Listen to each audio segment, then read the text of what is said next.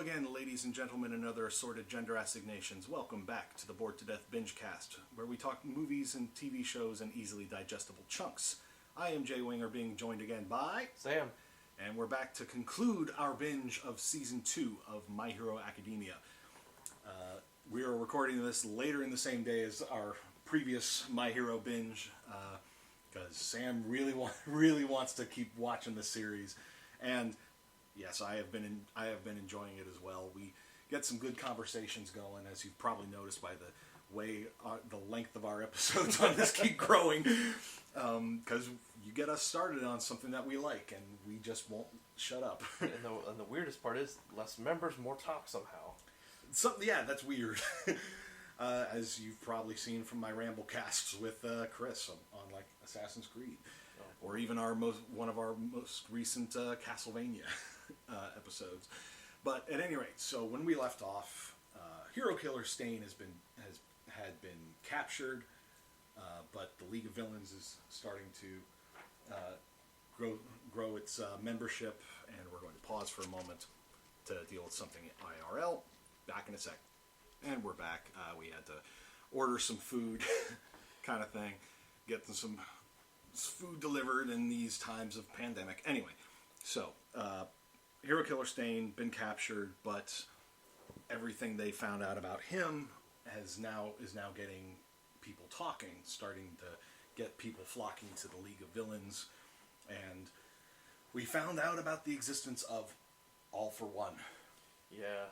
The ultimate villain of the series, or at least the ultimate villain as it stands now, who is ridiculously powerful. He can steal powers, and... Now here's something we didn't go over last time, and I kind of wanted to ask you. Yeah. How many or what kind of powers do you think he has? I think he probably has some sort of ability that allows him to regenerate in some way. Obviously, they do have the super regeneration quirk now, because... literally, the doctor mentioned that they didn't have it until very recently. Like I think they. But even that, ago. Is taking some time. It still takes time. Also, by the time they got his regeneration power, he had already been severely injured and healed up to a certain amount, because your body can't regenerate what's already been healed. If previously it's already been it's like if it's already been scarred, kind of thing, then it can't. Which explains the portions of the face you can see. Yeah. But All for One had been like the original supervillain, and had actually inadvertently created One for All when he gave a stockpiling quirk to his apparently quirkless younger brother, and said brother's actual quirk, which allows him to gift powers to other people, combined with the stockpiling quirk, and thus we got One for All, which can be passed down from person to person, gathering power as it goes. So that's apparent, and apparently along the way it got the like super strength thing. Or like some kind of like enhancement. It's some kind of like enhancement, self-enhancement kind of thing. We just don't know a whole lot about how One for All works and everything, but All for One apparently is immortal, because of a quirk that he got, or a combination of the quirks that he has acquired, and has been biding his time, orchestrating the League of Villains reformation under Shigaraki as it's going, and he's apparently eyeing up Shigaraki as his successor in some way, but obviously he knows that Shigaraki needs to mature a bit more. Because he is a psychopathic man-child. Oh, yeah. And a gamer of sorts. And a gamer. We never get to see him play games. We just hear him mention everything like the world is his game. It may be that he played a lot of games before All for One found him. It's not like with modern controllers you could play a game without all This is five true. fingers. This is true. It may be that he hasn't been able to play games since he got his quirk, because... I mean, I guess if he keeps his pinky out. That's true. You got a fancy gaming right there. There you go.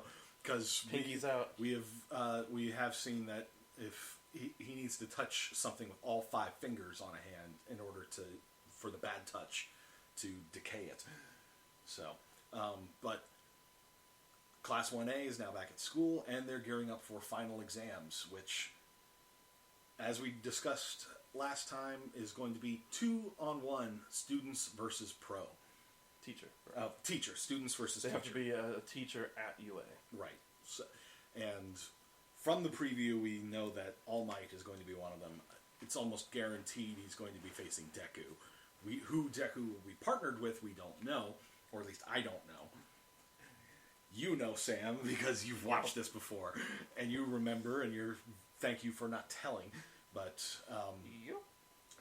but we've gotten some glimpses at some other villains that are coming along. There was the guy I referred to as Stitch Face.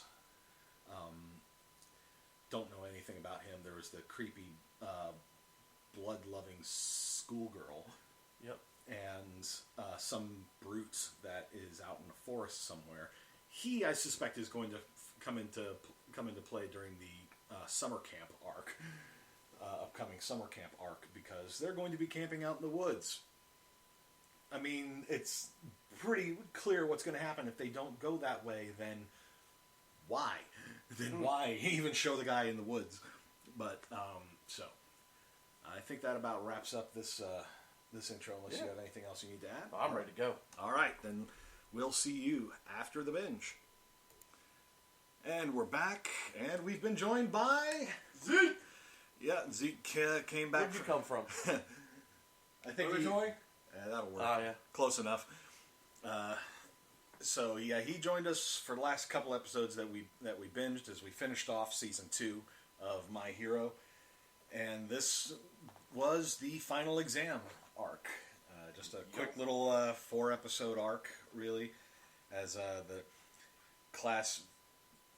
Well, we got a brief little slice of life thing as they all were basically cramming for their written exams, and we saw Momo's house, which is huge.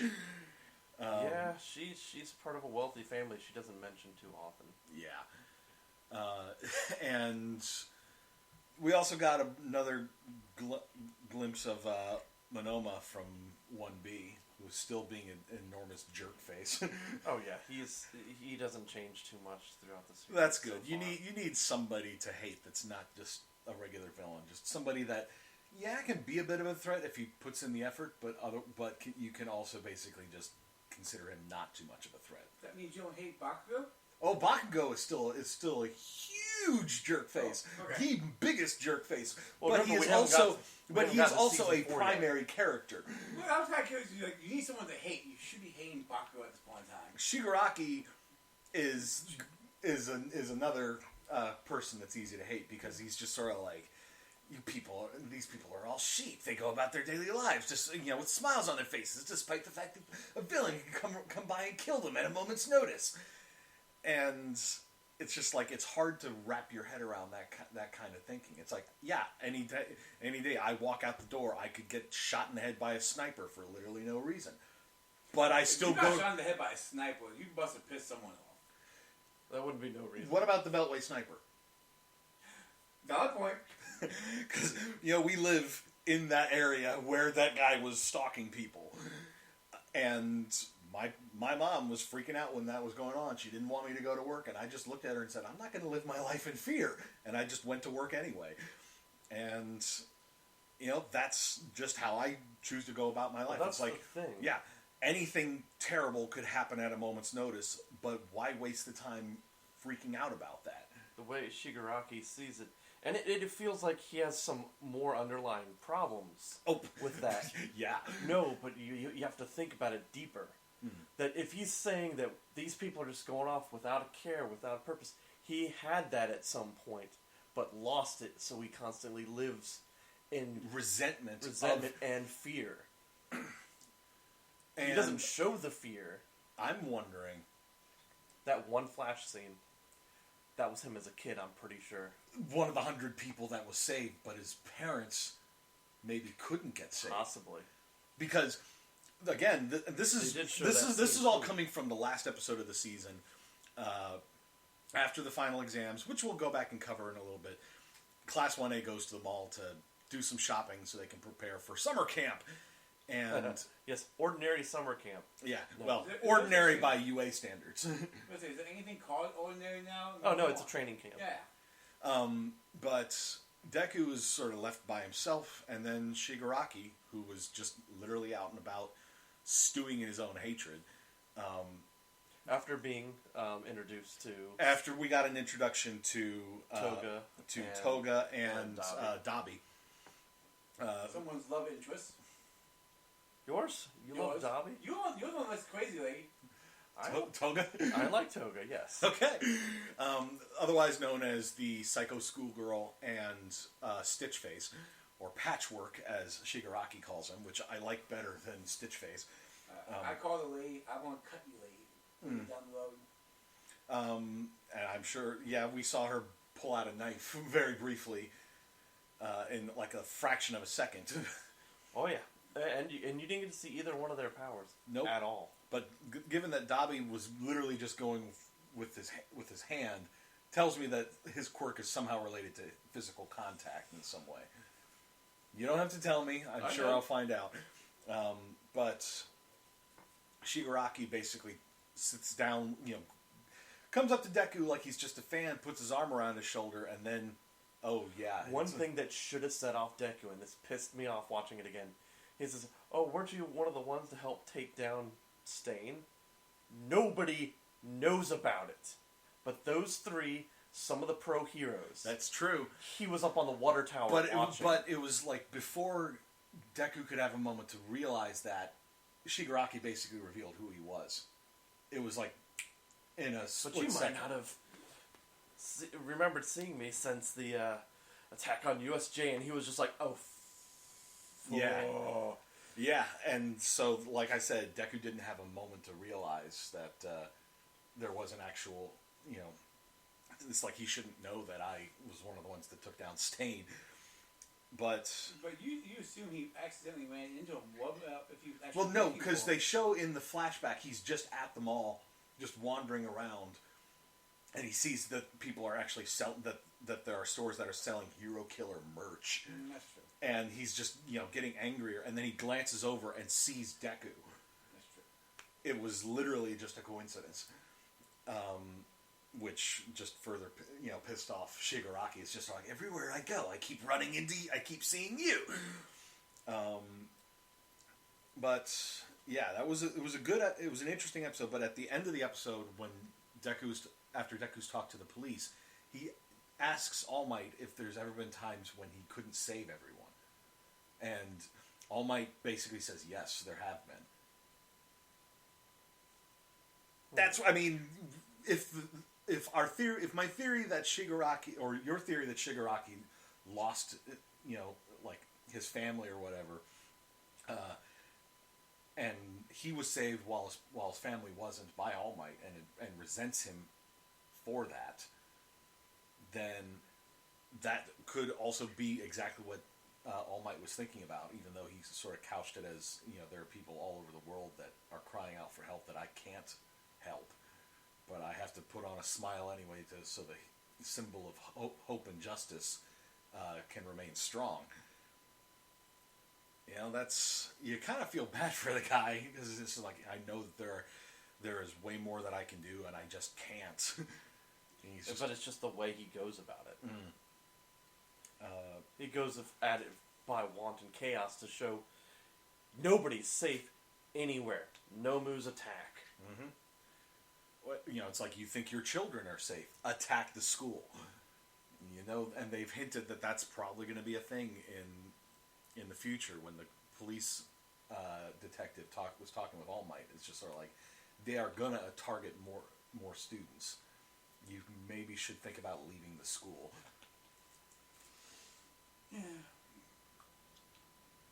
But while we've been talking about that, let's talk about the final exams. Yeah, the 2-on-1. The 2-on-1s, students versus teacher. Same basic rules as like, you either take down your opponent or you escape. And they've deliberately paired people up to push them to recognize their weaknesses and try to overcome them. Yeah, paired the certain ones together. And they paired them against specific teachers for that. Like, the first one that we saw was Sugarman and Red Riot versus Cementos. And they basically both went for a frontal assault. But the problem is they both don't have the stamina to keep up They have like a stamina-based quirks, and it seems like Cementos doesn't at all. Doesn't have the same level of doesn't have the or at the very least he's been doing it longer, so he's built up more stamina. Or he was just putting up wall blockades, which is just like a small fraction of what he could do. This is true. Just to keep they're going to keep attacking me. Well, I'm going to teach them that that's not your only option. That's not your only option, but they didn't have a chance to figure that out. I mean, he did build the ring for the fights. For the sports and festival. that took no energy for him. And all it takes is time Yep. for him to do it, to construct it the way it needs to be made, but it doesn't really require much. At least it's a good in-game in-universe. In-universe way of rebuilding the field, unlike Dragon Ball. Sometimes they do in Dragon Ball. They have an in-reason why the field is magically fixed. Next episode for the next fight. Yeah, and then we had Froppy versus... Froppy and Tokoyami versus Ectoplasm, who can basically... He's basically like Madrox from X-Men. Multiple man. Only his are literally just smoke. Kind of smoke clones, but they are physical. They are physical, but it's just like if they get hit, then just nothing. They got shadow clones. Yeah, that's a better comparison if we're going to keep it in anime, like Shadow Clone Jutsu from Naruto. And they very quickly realized we can't beat this guy in a fight, so we need to try to get to the exit. And they had good communication. And it was like pointed out that Tokoyami is good at range, but up close is where he's weakest. Yeah. And that Froppy is good at keeping a level head in a crisis and getting everyone else to basically calm down as well and help them keep a level head, which is a great thing in a support hero. Even though she's not really support, she's rescue. But if anything, that's even better. Yeah. Because if you're rescuing somebody in the middle of a crisis situation, if you see your rescuers keeping a level head, that's going to help. You will pick up on that, even if subconsciously. Hey Zeke, isn't Froppy yours? Yeah, I take the Foggy. He's cute. Best girl, right? Oh yeah. Yeah, we were talking about that on the previous binge. And Froppy came up with a great plan in the end. They were sort of paralyzed in learned a new ability from Froppy. That she can basically swallow things and then spit them back up. Yep. And she basically swallowed the special handcuffs they were supposed to be using to signify a victory over the teachers, and passed it to Tokoyami's Dark Shadow, who managed to cuff it onto one of Ectoplasm's legs, and that was enough to. I want to know more about Ectoplasm. Did he always have peg legs, or did he get his legs blown off at some point? Did he have peg legs? Yeah, both of his legs are pegs. Huh. I didn't notice. I could have sworn he had actual shoes on. He has peg legs. Does he actually have arms? That's another thing. Don't know. Then we briefly saw Tenya and Ojiro versus Power Loader. And they both realized we can't beat this guy. We need to get to the exit. And Ida basically used his quirk to launch him towards the gate. I like Paolo, especially if it's a mech guy. It's like, yeah, it's... You do love a good mecha. Yeah, it's like, that would be the hero I want to be.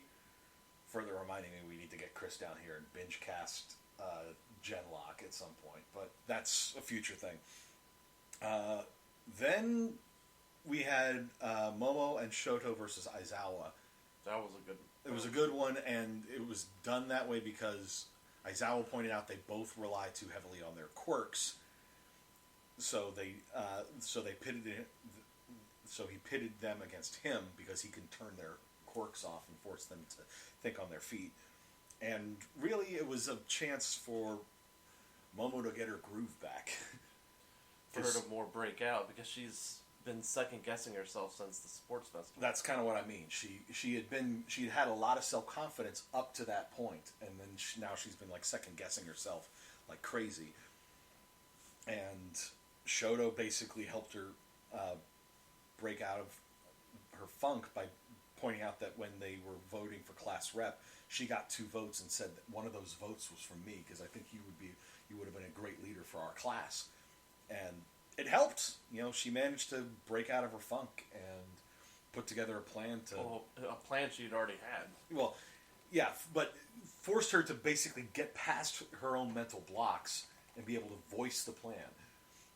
And then put it to work, which is that Aizawa has a weakness now that he's, thanks to it will be more of a weakness since the USJ attack. His quirk isn't as strong as it used to be, and so she used flashbangs, which she did in Russian nesting dolls. And if the nesting dolls were a thing that she was just seemingly creating them as a way of telling whether her quirk had been switched off. And she had a bunch of them stored on her belt, and as soon as I saw them, I was like, she's done something to those. There's something inside those. You wouldn't be keeping them. It was just funny that Todoroki just looked at her like, okay. Yeah. And sure enough, she threw flashbangs in Aizawa's face, and I was like, that's a very clever thing to use against a person whose quirk is vision-based. And they had enough prep time, that gave them enough prep time to escape long enough to put together a plan to immobilize him. And Momo managed to get her groove back, or at least get some of her self-consciousness back. We had a brief glimpse at Uraraka and Naval Laser against 13, which was mostly there so they could get a funny moment in as Naval Laser calls her out on her crush on Deku. It's just funny how he just read her like a book. He's like, "Are you thinking of someone? Is it because you like him?" And she's like, "What?" And that makes her lose her grip, get sucked toward 13, and in a fraction of a second, Uraraka remembers her combat training with Gunhead. Well, I think that was a part of her plan, because 13 had the black hole, knowing damn well the teacher is not going to kill the student. Yeah. Or dismantle her and then put her back together if she even can. Yeah.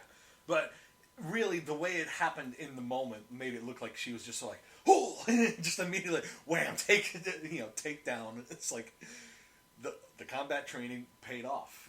I like that she recognized a weakness that she had and took an internship to try to lessen that weakness. And she even, I think at one point, said she was doing that because she wanted to hone those skills. Also, that she admired how Deku takes on different tasks to try to mold his mind in different ways. Mm-hmm. To basically sharpen his skills in various areas where they're lacking. He didn't have a lot of mobility before, but then after watching how Bakugo flies through the sky and learning how to control his own quirk, people were testing that to Bakugo. Mm-hmm. Comparing it to Bakugo, yeah. I saw a lot of it when he was going up against Stain, more for Gran Torino. Yeah, him springing off the walls and everything, definitely more like Gran Torino. But the way he was launching himself a lot does come across more like Bakugo, just combined with Gran Torino. He's Mega Manning is what he's doing. He sees techniques that he can use and just makes applying it. Incorporates that into his arsenal. Yeah. We had Pinky and I can never remember his name. Sparky. Kaminari versus Principal Nezu, which was Principal Nezu. They confirmed an animal with a quirk that makes him smarter than most humans. Smarter than humans, and he's literally just sitting back in a crane with a wrecking ball, triggering chain reactions and completely cutting off almost every avenue of escape and not giving them a chance to... Also mentioning that humans did a lot of test experiments on him, so he's letting it out. Yeah. Letting out a little bit of his results. Cackling away, just going absolutely bonkers. It was actually pretty damn funny. And so the students don't win that one. Time expires before they can figure And out. he said, I left you guys one route. I'm like, Jesus, how noble. Well, I mean, that was something they later pointed out. Every teacher had left, did leave a way for the students to win, of course, because that's the whole point. They are, trying to help them realize those things. We had Earphone Jack and Koji Koda versus Present Mike, which was literally just him screaming into a forest. That's what you were hearing. That's what you were hearing when you came back. Coming home from purgatory and I get Super Saiyan sounds like, yeah. And Earphone Jack manages to briefly cancel out his sound waves, but with her heartbeat. And he's just sort of like, it looks like some rookie still needs like something about subwoofers. Like, oh, you gotta get some better subwoofers. That's what it was. But she manages to convince Koji Koda, who can use his voice to control animals, to basically talk to the insects and bugs. Which he is deathly afraid of. But she manages to pass the message along to him while her ears are bleeding, and that's what snapped him. That's what snapped him out of his funk. He was just sort of like, she's taking injuries while I'm just trying to run away. I need to. I don't even think he has ears. He clearly still hears because he was covering. Maybe it was just the pressure of the sound. Could be. But he gets the bugs to basically swarm all over Present Mike so they can escape. And let's be honest, there's very few of us that would be able to tolerate, Also stand was up to a that. gentleman and carried her out. Yes, nice guy. We had Hagakure and Shoji versus Sniper, which is a brief one. He had them pinned at range until he then throws a smoke bomb so he can close the distance, and Hagakure takes advantage to basically strip down completely. Strip down completely by removing her gloves and shoes. Yep, that is always something we need to point out. And then she cuffs him, and Mike, question: why does Eraserhead negate her cork?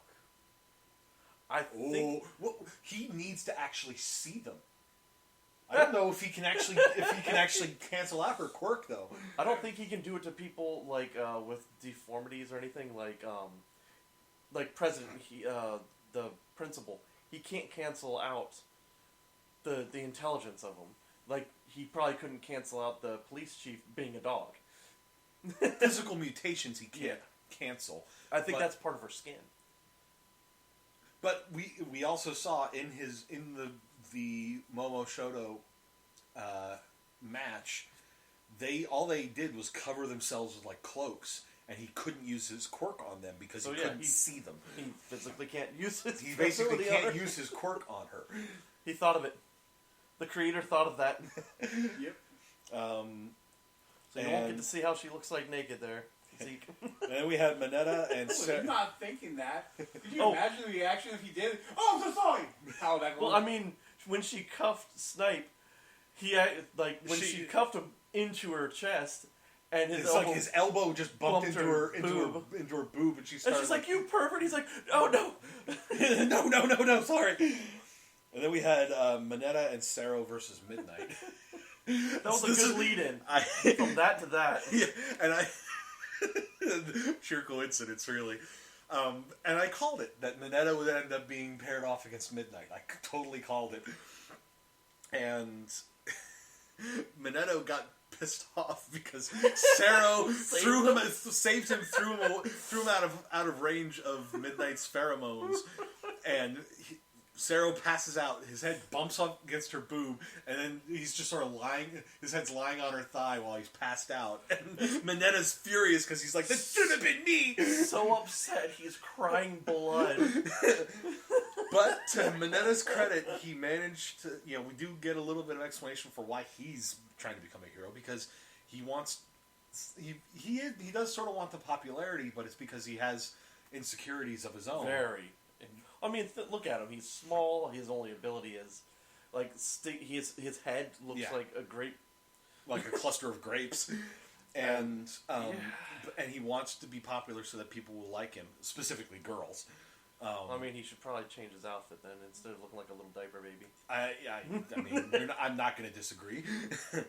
But he manages to, while he's running away, he lures her away from the gate, and then uses his grapes to basically pin her whip, to her hand and the whip to a rock, and then basically books it, grabs Sarah and drags it tape that he had wrapped around him to cover his face so that he wouldn't get breathe in the pheromones, and then grabs Sarah and drags him through the gate. And it's like, give the guy credit. He's way smarter than we give him credit for, and we saw that also when they saw their. Was he ninth?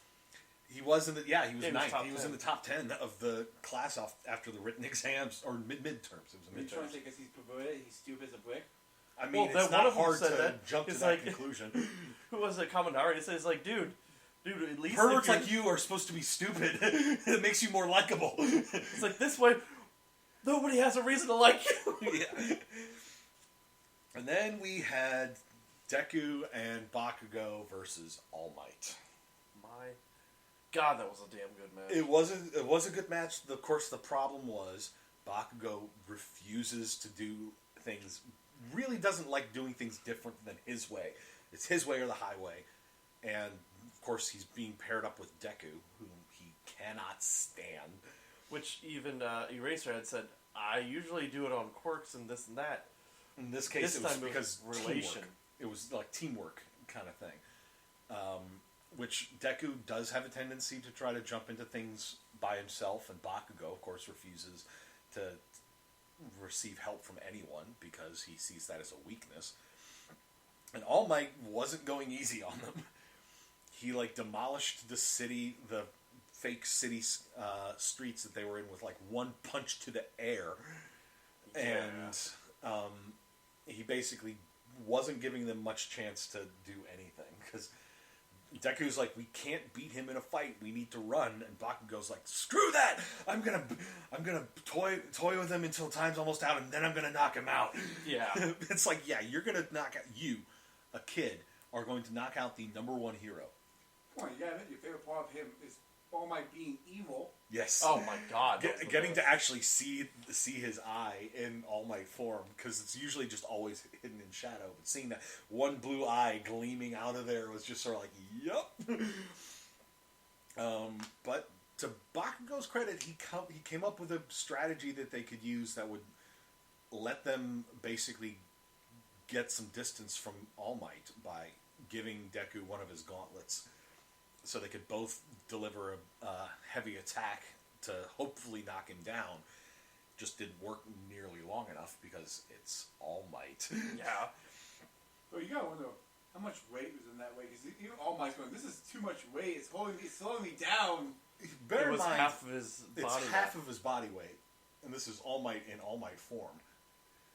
And he's not as strong as he used to be since his fight with All for One. That's true. He can only use his quirk for a limited amount of time a day. After he overdid it too.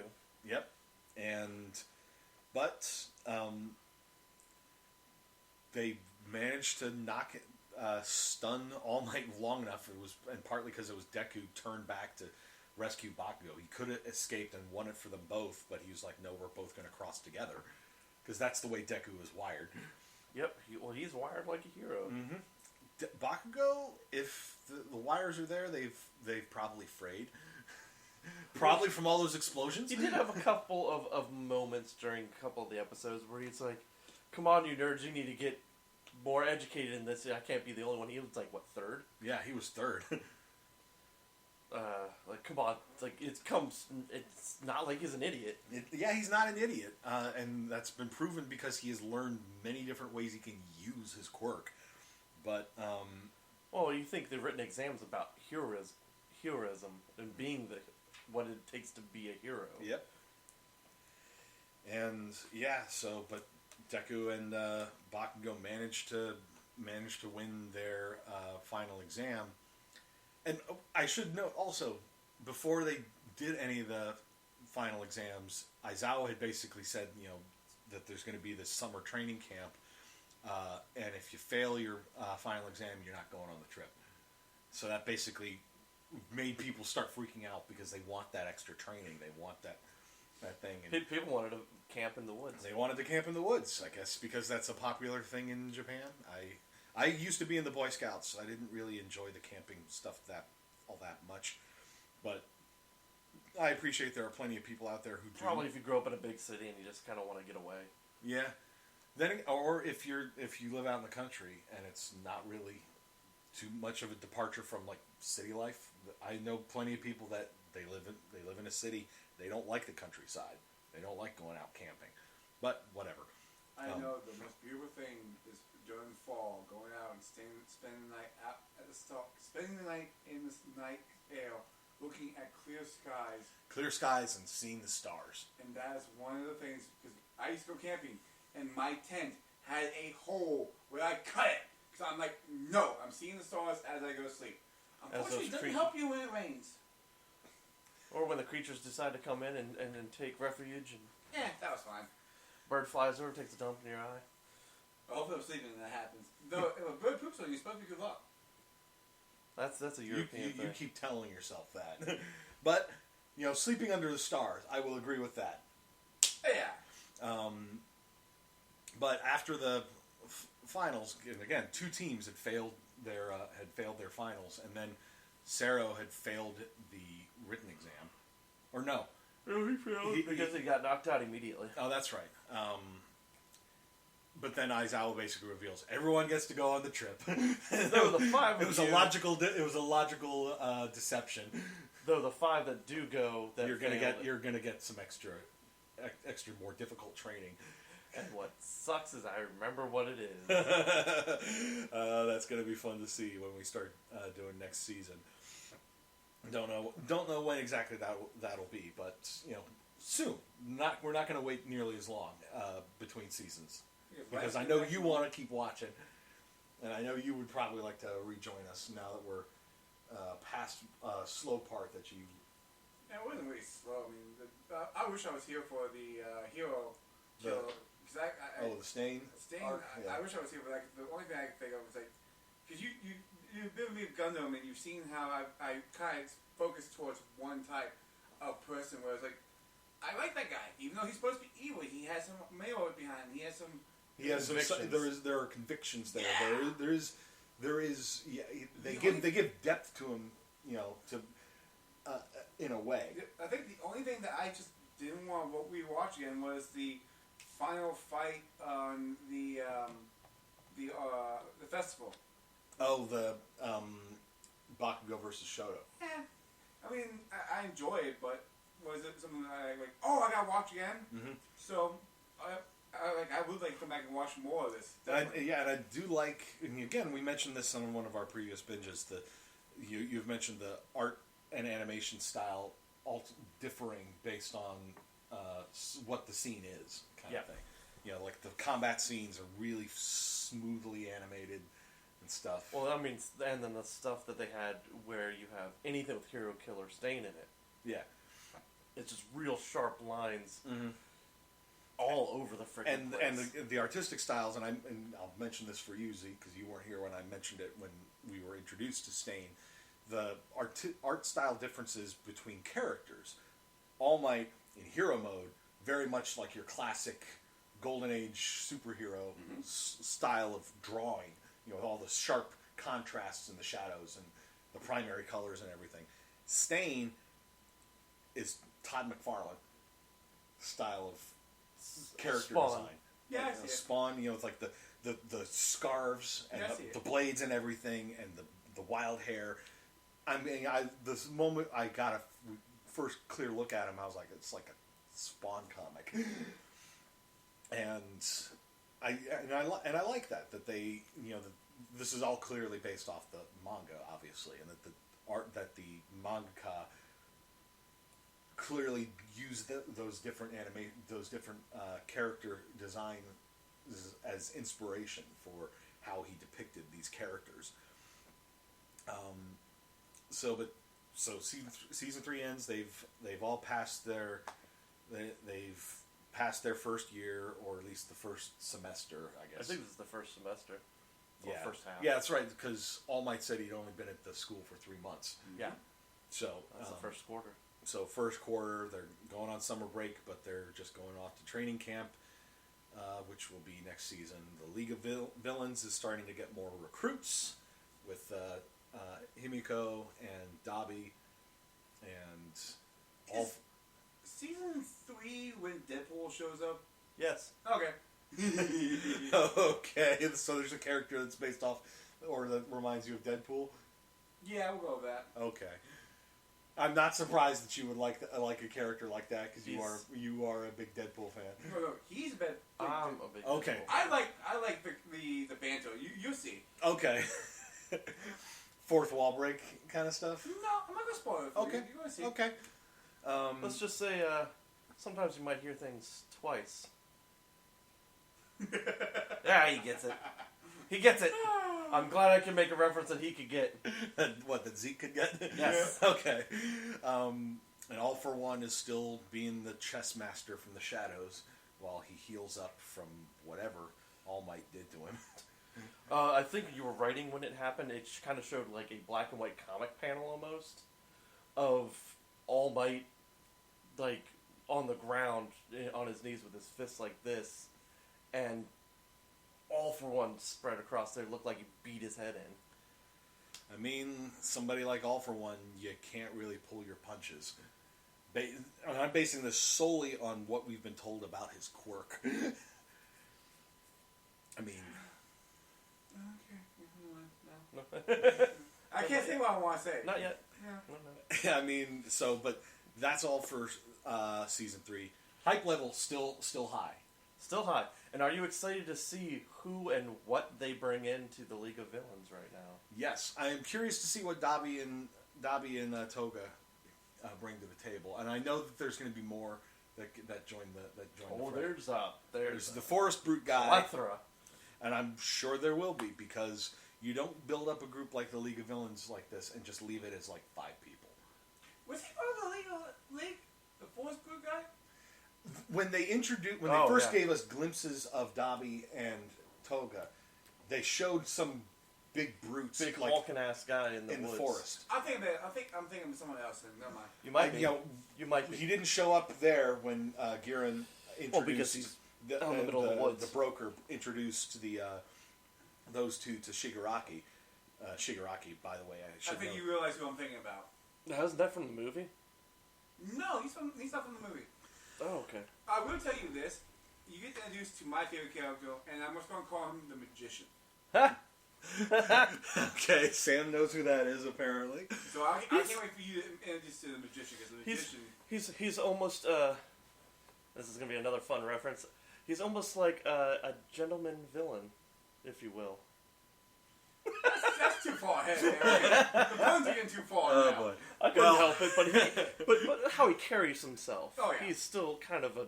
Nothing wrong with a gentleman villain, but Oh, God help us. at any rate, so I think that's about all.